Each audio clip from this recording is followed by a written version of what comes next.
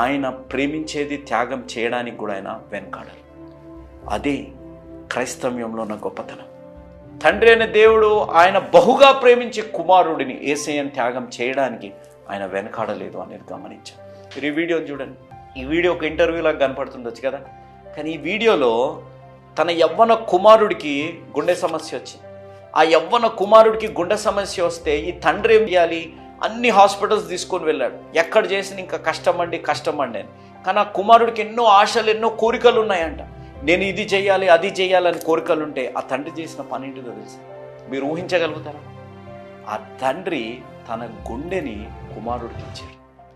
తన గుండెని కుమారుడికి ఇచ్చి, అనగా హార్ట్ ట్రాన్స్ప్లాంట్ చేసి ఆ గుండెని కుమారుడికి ఇచ్చి చివరిగా మెసేజ్ ఇస్తున్న ఈ వీడియో ఆ కుమారుడు చూసి తట్టుకోలేకపోయాడు. అది తండ్రి యొక్క ప్రేమ. అది తండ్రి మన జీవితాల్లో ప్రోత్సహించే, నన్ను మెచ్చుకో